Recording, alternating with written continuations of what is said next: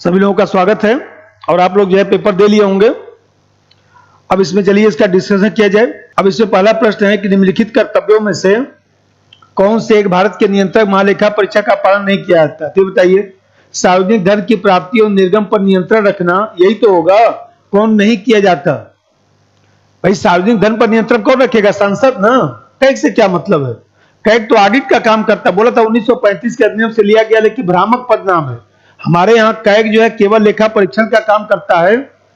धन पर नियंत्रण जो है संसद करती है। तो सार्वजनिक धन की प्राप्ति और निर्गम पर नियंत्रण, तो निर्गम पर नियंत्रण ये संसद करेगा ना, यही तो गलत होगा। क्वेश्चन नंबर 2, इसमें जो है अध्यक्ष उपाध्यक्ष के न होने पर पैनल ऑफ चेयरपर्सन के साथ अध्यक्षता करते। बताया था ना, स्पीकर नहीं है तो डिप्टी स्पीकर, नहीं है तो पैनल ऑफ चेयरपर्सन इसमें होते हैं। उसी समझाया था स्पीकर पढ़ाते समय। इसके पिछले वाला वीडियो जाकर यूट्यूब पर देखिएगा।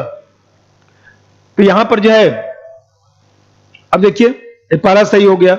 लोकसभा भंग होने पर सामान्यतः स्पीकर अपने पद पर तब तक बना रहता है जब तक नया अध्यक्ष ना आ जाए। सही बात है, दोनों सही होगा। तीसरा चलिए, लोकसभा अध्यक्ष को उसके कार्यकाल की समाप्ति के पूर्व पद से हटाया जा सकता है। तर्ज भाई लोकसभा तात्कालिक बहुमत से प्रस्ताव पारित कर देगा तो हट जाएगा। तो यह लिखा है ना कि यदि लोकसभा इस आशय का प्रस्ताव पारित कर दे तो बी होगा आंसर। प्रोटेम स्पीकर का कार्य, तो बताया था प्रोटेम स्पीकर का दो ही तो कार्य होता है, नए सदस्यों को शपथ दिलाना और नए स्पीकर के चुनाव का संचालन करना। तो पहला तो सही हो गया। प्रश्नों की श्रेणियों का निर्धारण ये परमानेंट स्पीकर करता है ना। संयुक्त बैठक की अध्यक्षता परमानेंट स्पीकर करता है। स्पीकर के चुनाव का संचालन करना, तो क्या होगा? 1 और 4 आंसर होगा सी। अब चलिए, कैग के लेखा परीक्षण के अंतर्गत नहीं है, तो नहीं है तो सहकारी समितियां राज्य सरकारें कराती हैं। समस्त निजी क्षेत्र की कंपनियां तो सीए करते हैं। समस्त सिविल व्यय, तो समस्त सिविल व्यय तो करेगा ही। समस्त रक्षा व्यय तो करेगा ही। इसका आंसर क्या होगा? 1 और 2 लगाइए। इसी बात चलिए, लोकसभा के महासचिव की नियुक्ति की जाती है किसके द्वारा? स्पीकर के द्वारा। लिखवाया भी था आप लोगों को। निम्न कथनों पर विचार करें और सत्य कथन का चयन करें। अध्यादेश 1935 के अधिनियम से प्रभावित है। सही बात, 1935 के अधिनियम से ही तो अध्यादेश लिया गया है।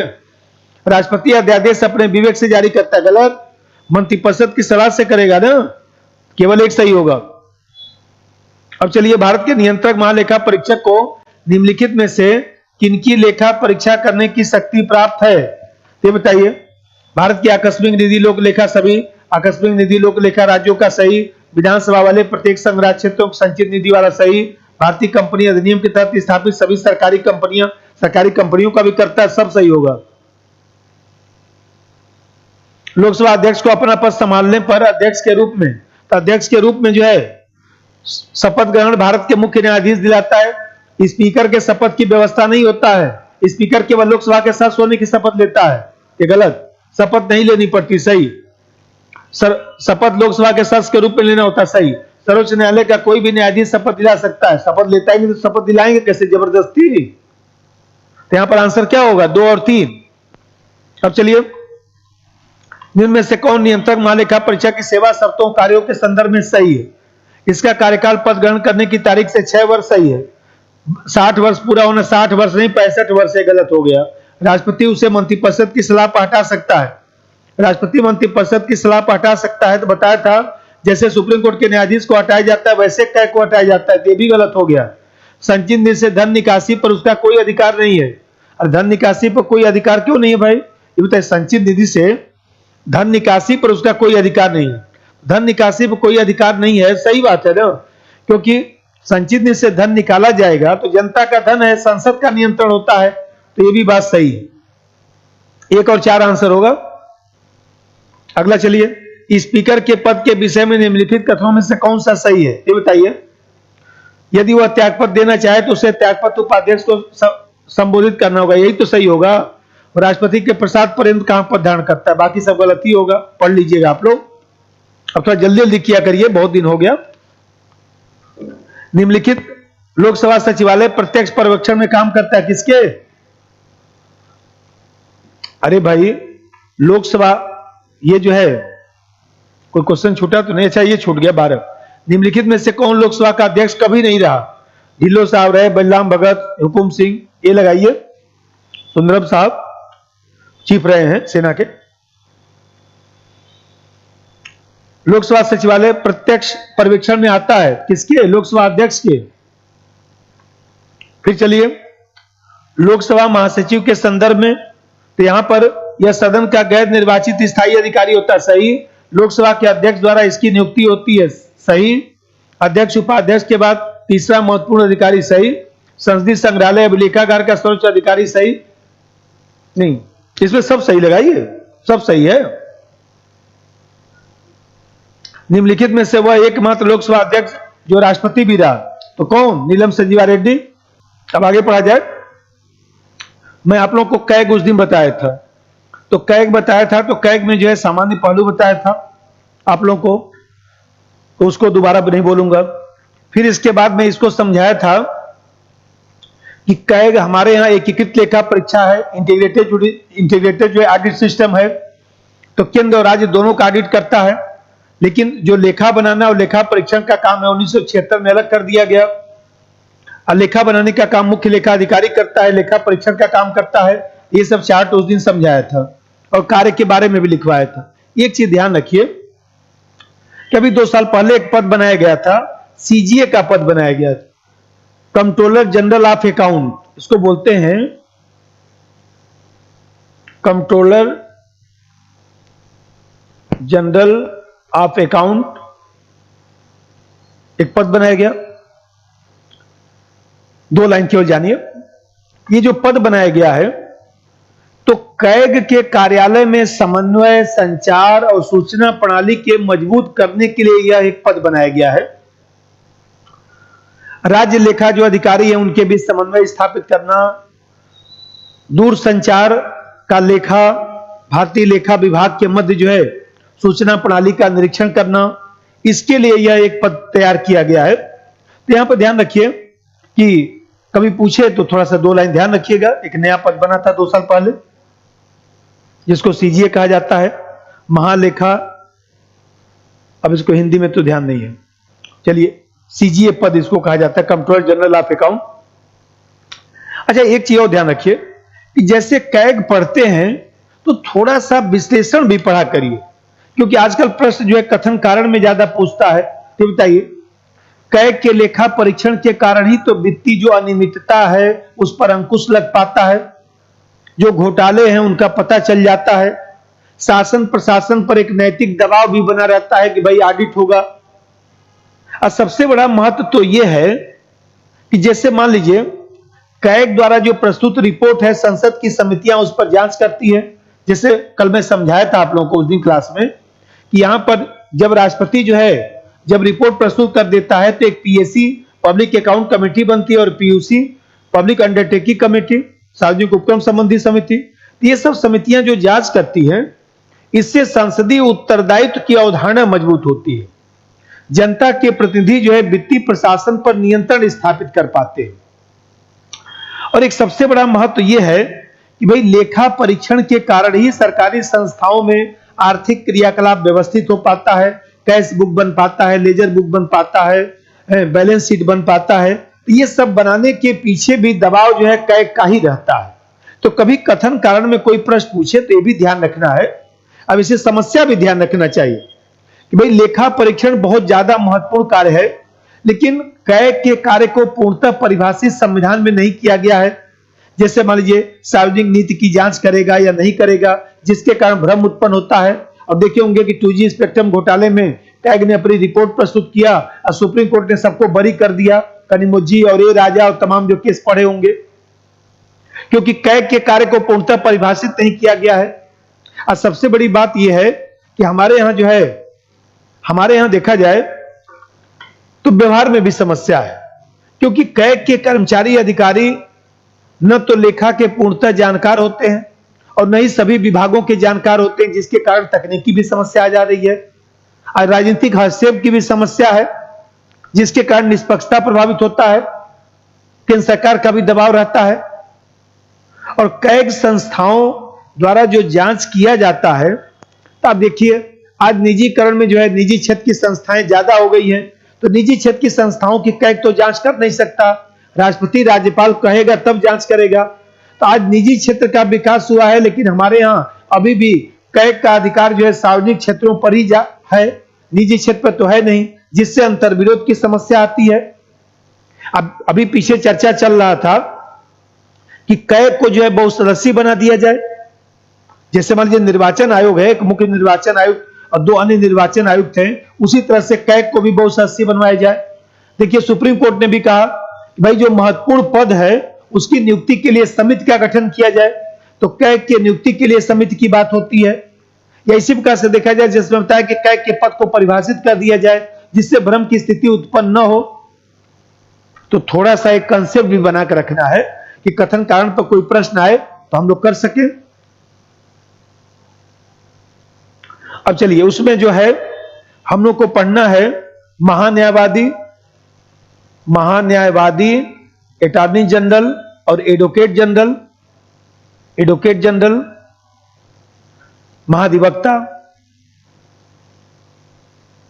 तो देखिए पहले समझिए, महान्यायवादी जो है ये अनुच्छेद जो है 76 में और महाधिवक्ता का उल्लेख जो है 165 में किया गया है। तो एक एक बात समझिए, अटॉर्नी जनरल और एडवोकेट जनरल। देखिए पहला चीज तो यह कि महान्यायवादी जो है केंद्र सरकार के स्तर पर पाया जाता है, जो सरकार को कानूनी सहायता देता है। इसी कारण इसको केंद्र स्तर पर प्रथम विधि अधिकारी कहा जाता है महान्यायवादी को। और राज्य स्तर पर जो है, राज्य स्तर पर यह महाधिवक्ता का पद पाया जाता है जो राज्य सरकार को कानूनी सहायता देता है, इसीलिए राज्य स्तर पर इसको बड़ा अधिकारी कहा जाता है कानूनी स्तर का। दूसरा बात देखिए, जिसमें बताया कि भाई महान्यायवादी कौन बनेगा, तो सुप्रीम कोर्ट का न्यायाधीश बनने की जो योग्यता रखता है ऐसे व्यक्ति को मंत्रिपरिषद की सलाह पर राष्ट्रपति महान्यायवादी के रूप में नियुक्त करता है। इसका मतलब कि कोई समिति नहीं है, मंत्रिपरिषद की सलाह पर राष्ट्रपति नियुक्त करता है। और योग्यता का उल्लेख यही है कि सुप्रीम कोर्ट के न्यायाधीश बनने की योग्यता होनी चाहिए। और दूसरा चीज देखिए इधर, ये बताइए राज्यपाल जो है हाई कोर्ट के न्यायाधीश बनने की योग्यता रखने वाला जो व्यक्ति है उसको राज्य मंत्रिपरिषद की सलाह पर जो है राज्यपाल नियुक्त करता है, जिसको महाधिवक्ता कहा जाता है। और तीसरा बात समझिए, ये बताइए ये महान्यायवादी राष्ट्रपति के प्रसाद पर्यंत पद धारण करता है। प्लीजर ऑफ प्रेसिडेंट मतलब हटाने की कोई विशेष प्रक्रिया नहीं है, मंत्रिपरिषद की सलाह पर कभी भी राष्ट्रपति हटा सकता है। इसका कार्यकाल भी निश्चित नहीं है, जब तक सरकार की इच्छा तब तक रहेगा, नहीं तो हट जाएगा। अब फिर आप देखते हैं यहां पर राज्यपाल के प्रसाद पर्यंत पद धारण करता है, कभी भी गवर्नर जो है राज्य मंत्रिपरिषद की सलाह पर हटा सकता है। जैसे मैं बताया कि इसका जो वेतन है, महान्यायवादी का जो वेतन है वो राष्ट्रपति निर्धारित करता है। सामान्यतः वही वेतन होता है जो सुप्रीम कोर्ट के न्यायाधीश का होता है। और देखिए यहां पर महाधिवक्ता में समझिए, भाई यहां पर राज्यपाल वेतन निर्धारित करता है, सामान्यतः वही वेतन होता है जो हाई कोर्ट के न्यायाधीश का होता है। इसी प्रकार से समझिए, दोनों का तुलनात्मक पढ़ने पर याद रहेगा। इसी प्रकार देखिए, जैसे मैं बताया कि अटॉर्नी जनरल की सहायता के लिए सॉलिसिटर जनरल पाया जाता है। सॉलिसिटर जनरल का पद होता है और एडिशनल सॉलिसिटर जनरल भी पाया जाता है, उसकी भी नियुक्ति राष्ट्रपति करता है, जो अटॉर्नी जनरल की सहायता करता है केंद्रीय स्तर पर। और जो महाधिवक्ता है उस महाधिवक्ता की सहायता के लिए राज्य स्तर पर सरकारी वकील पाए जाते हैं, जिसकी नियुक्ति राज्यपाल करता है। और फिर आप देखते हैं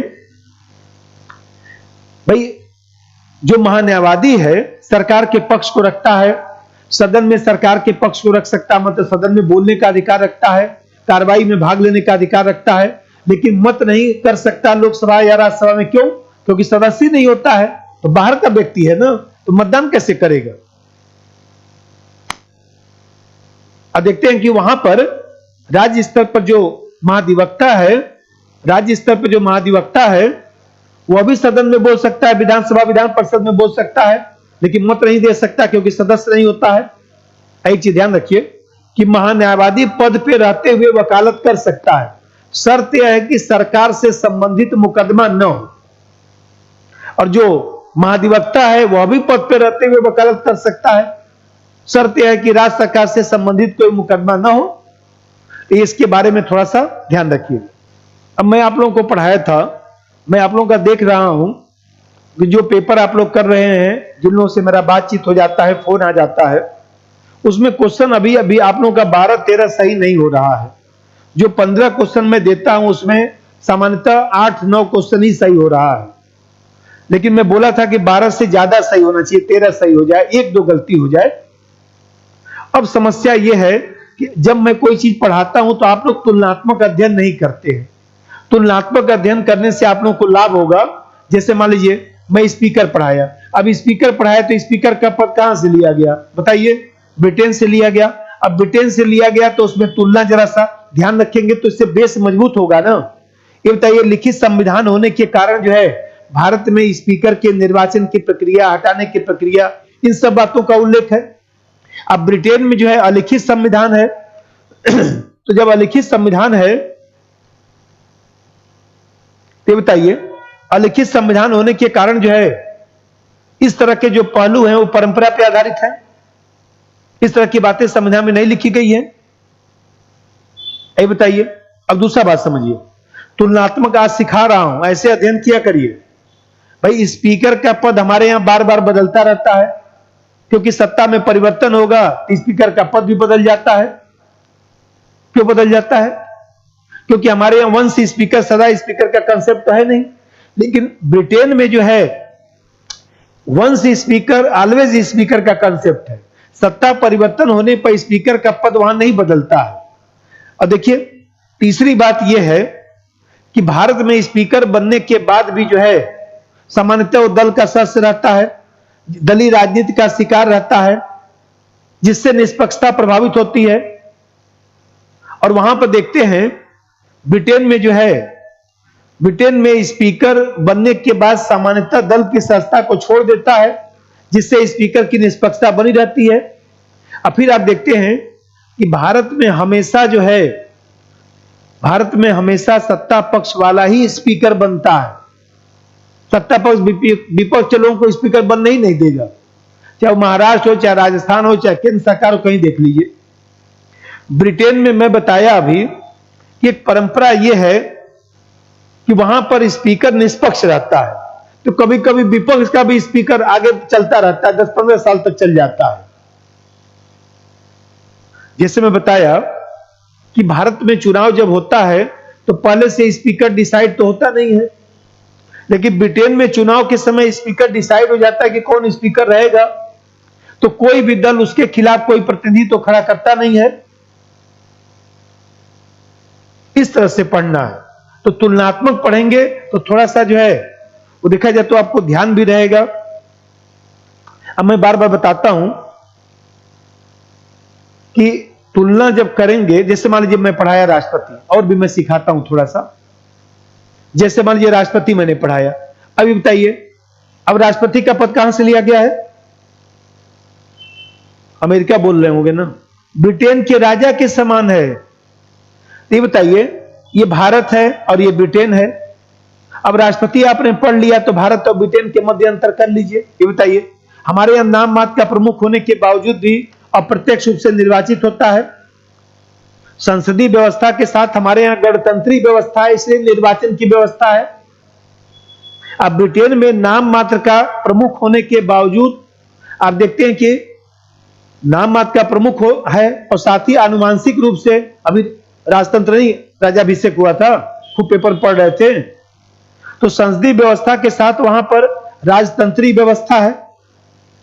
और बताता हूं 2-4, जैसे आप देखते हैं कि भारत में जो है संविधान लिखित होने के कारण उम्र है, शपथ है, कार्यकाल है, इन सब चीजों का उल्लेख संविधान में है। लेकिन ब्रिटेन में आप देखते हैं कि अलिखित संविधान होने के कारण इस तरह के पहलुओं का उल्लेख नहीं है। और फिर अब थोड़ा सा और भी समझिए। ये बताइए, हमारे यहां भारत में जो राष्ट्रपति है, सिद्धांत में तो राष्ट्रपति को अधिकार नहीं है, लेकिन व्यवहारिक धरातल पर उसको अनेक विवेकाधीन शक्तियां प्राप्त हो जाती है। उस दिन समझाया भी था। ब्रिटेन में जो है सिद्धांत और व्यवहार में अंतर नहीं है। वहां पर राजा को कोई अधिकार नहीं है, राजा कोई काम ही नहीं करता है, राजा वहां निकम्मा है। क्यों? अरे कुछ अधिकार ही नहीं है, कुछ काम ही नहीं करता है, जो मंत्रिपरिषद कहेगा वही समझिए कि राजा का काम है, इसलिए वो कोई कार्य ही नहीं करता। सही बात है। कोई पूछे कि किस देश का राजा या राष्ट्रपति जो है वह काम नहीं करता है? ब्रिटेन। अभी बताया, ये बताइए हमारे यहां दोनों सदनों से कोई चीज पारित होगा तो राष्ट्रपति हस्ताक्षर करेगा तब कानून बनेगा। ब्रिटेन में यदि हाउस ऑफ कॉमन्स और हाउस ऑफ लॉर्ड से कोई चीज पारित हो गया तो समझिए कानून बन गया। अरे हाउस ऑफ लॉर्ड से नहीं पारित हुआ, हाउस ऑफ कॉमन सभा से पारित हो गया तब भी कानून बन गया। वहां राजा केवल फॉर्मेलिटी मात्र है, ऐसे पढ़ना है। अब ऐसे मान लीजिए अब भारत का राष्ट्रपति आपने पढ़ लिया, अब भारत का राष्ट्रपति पढ़ लिया तो अभी दिमाग में आ रहा था कि राष्ट्रपति का पद कहां से, तो कुछ लोग बोलने वाले थे अमेरिका से नहीं, ब्रिटेन से। अब अमेरिका से बोलने वाले थे तो आखिर अमेरिका से पद क्यों नहीं लिया गया है, दिमाग में आना चाहिए ना। तो यहां पर राष्ट्रपति जैसे भारत का है और अमेरिका का है तो वो भी थोड़ा सा तुलना करिए। मैं पहले दिन बोल चुका हूं, जब तक डीएनए में पोल्ट्री नहीं जाएगा वहां क्वेश्चन सही होगा नहीं। सिर्फ कोर्स खत्म करने से, पढ़ने से कुछ होने वाला है नहीं। करके देख भी लिए और भी मन करे तो एक दो देख लीजिए, आपकी इच्छा। लेकिन जब तक अच्छा से नहीं करेंगे नहीं होगा। मैं बताया कि मैं भी 100 वीडियो बनाऊंगा आप लोगों का और 100 टेस्ट लूंगा, 100 टेस्ट होगा और 100 वीडियो बनेगा और उसको बस आधा घंटा का वीडियो होता है, ज्यादा देर का वीडियो होता नहीं। ये बताइए, ये भी तुलना करिए। ये बताइए भारत में संसदीय व्यवस्था होने के कारण राष्ट्रपति नाम मात्र का प्रमुख है और अप्रत्यक्ष रूप से निर्वाचित होता है। और अमेरिका में उस दिन समझाया था कि अध्यक्षीय व्यवस्था है जहां नाम मात्र का प्रमुख और वास्तविक प्रमुख में कोई अंतर नहीं है। राष्ट्रपति नाम मात्र राष्ट्रपति वास्तविक प्रमुख है, राष्ट्रपति शासन का अध्यक्ष है, राष्ट्रपति ही जो है वो देखा जाए तो राष्ट्राध्यक्ष है। और फिर बताया था कि जैसे बताइए कोई व्यक्ति चाहे जितनी बार भारत में राष्ट्रपति बने कोई दिक्कत नहीं, अमेरिका में 2 कार्यकाल तक राष्ट्रपति बन सकता है। ये बताइए भारत में मंत्रिपरिषद के सलाह से ही राष्ट्रपति कार्य करता है, उसको वीटो की जो शक्ति है, एब्सोल्यूट वीटो है, सस्पेंसिव वीटो है, पॉकेट वीटो है, ये सब भारत में है। और अमेरिका का राष्ट्रपति जो है अपने विवेक से निर्णय करता है, मंत्रिपरिषद की सलाह माने न माने उसकी इच्छा, मंत्रियों से सलाह ले सकता है नहीं भी ले सकता है। और वहां मैं बताया था पॉकेट वीटो है, क्वालिफाइड वीटो है। अमेरिका में सस्पेंसिव वीटो भी नहीं है और अमेरिका में जो है वो देखा जाए तो एब्सोल्यूट वीटो भी नहीं है। अब फिर देखिए, अब इसी तरह से जैसे महाभियोग को लीजिए तो महाभियोग कहां से लिया गया? अमेरिका से। तो अमेरिका से लिया गया तो ये बताइए अब अमेरिका और भारत में अंतर करिए, ऐसे मजबूत करिए। ये बताइए उस दिन बताया था कि भारत में राष्ट्रपति को हटाने के लिए संविधान का अतिक्रमण ये आधार है और अमेरिका में हटाने के लिए बहुआयामी आधार है, संविधान का अतिक्रमण है, अनैतिकता है, भ्रष्टाचार, सब बातें हैं। अभी देखिए ट्रंप साहब पर मुकदमा चल रहा है, ट्रंप साहब पर भी महाभियोग आया था। दूसरा बात देखिए 14 दिन की पूर्व सूचना देकर जो है हटाने का प्रस्ताव आता है। अमेरिका में 14 दिन की पूर्व सूचना की आवश्यकता नहीं, उसी दिन आ सकता है। और अमेरिका में बताया था कि जैसे मान लीजिए हमारे यहां किसी भी सदन में, लोकसभा राज्यसभा में से किसी भी सदन में पहले आ सकता है भारत में। और अमेरिका में क्या बताया था? अमेरिका में लोकसभा और राज्यसभा में, अमेरिका में हाउस ऑफ रिप्रेजेंटेशन और सीनेट में पहले हाउस ऑफ रिप्रेजेंटेशन में आएगा, पहले सीनेट में नहीं आ सकता है। ये बताइए। आप देखते हैं कि भारत में इंपीचमेंट का अभी तक प्रयोग नहीं हुआ है, अमेरिका में अनेक अवसर पर प्रयोग हो गया है। ये बताइए जब भारत में राज्यसभा में इंपीचमेंट चलता है तो राज्यसभा का सभापति अध्यक्षता करता है, उपराष्ट्रपति। और अमेरिका में यदि सीनेट में कार्य चल रहा है, हटाने का कार्य चल रहा है, महाभियोग चल रहा है, तो उस समय सुप्रीम कोर्ट का मुख्य न्यायाधीश अध्यक्षता करता है। और देखा जाए तो हमारे यहां राष्ट्रपति पर जो महाभियोग लगाया गया उसमें जो है मान लीजिए 50 सदस्यों का हस्ताक्षर उस दिन बताया था, 50 सदस्यों द्वारा जो है वह देखा जाए 1/4, लोकसभा में प्रस्ताव आता है तो 1/4 सदस्यों का हस्ताक्षर चाहिए, राज्यसभा में प्रस्ताव आता है तो 1/4 सदस्यों का हस्ताक्षर चाहिए। अमेरिका में इस तरह का प्रावधान नहीं लिखा है संविधान में, कोई भी सदस्य ला सकता है। ऐसे पढ़ना है। तो मैं बताया कि कोई भी चीज पढ़िए तो इस तरह से पढ़ा जाए। और फिर हम लोग का बैच जो है मंडे से 7 तारीख से जो है पोल्ट्री मेंस का बैच शुरू हो रहा है। और फिर जो है हम लोग का एक बैच जो है पॉलिटिकल साइंस ऑप्शनल का बैच शुरू हो रहा है आईजीपी से। तो जो लोग भी पढ़ना चाहते हैं आइए, आप सभी लोगों का स्वागत है। धन्यवाद।